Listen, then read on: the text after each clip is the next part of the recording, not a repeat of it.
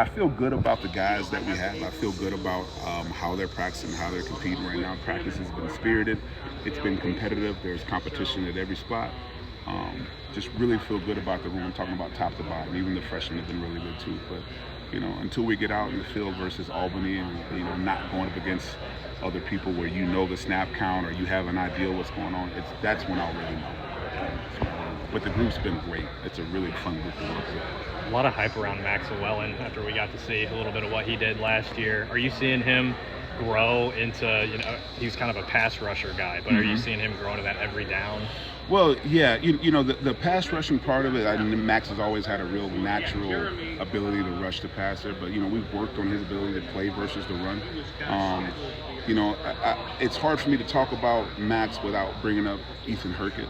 And the reason I do that is because in 2023, if you remember about Hurkett, I don't want to make this about Hurkett, you're asking about Max, but in 2023, the fourth down stop at Iowa State, that was Ethan Hurkett, who did not start that game, just so happened to be in at the right time, right? The interception versus Nebraska to win that game, that was Ethan Hurkett, who did not start that game, just so happened to be in at the right time.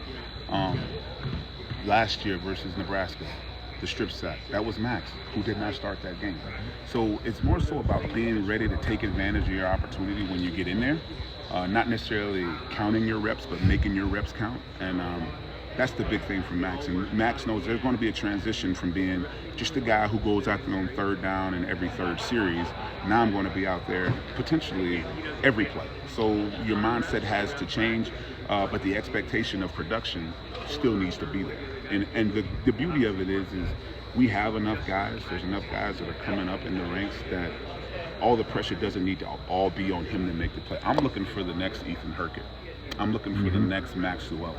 The guy that is ready when his number's called to go out there and make the play. That's really what I'm looking for. The two transfer D tackles that you brought in, Jonah and Bryce. I've heard a lot about Bryce being kind of a freak. Well, yeah, he's pretty good. Okay. He's pretty good. He's a guy that we had in camp twice, and I didn't take him. You can't always be right. But we got him, and I'm really excited about him. He practices with high energy, a violent kid, super smart, like almost too good to be true. I think he had a 4.0 last semester. It's just like this kid is. But he's not uptight. Like, he's just one of the guys, and both him and Jonah have both come into our room and have just fallen right in the line with how we want to do things and the things that we value, things that are important. They're important to those guys too. So they were both really good gets.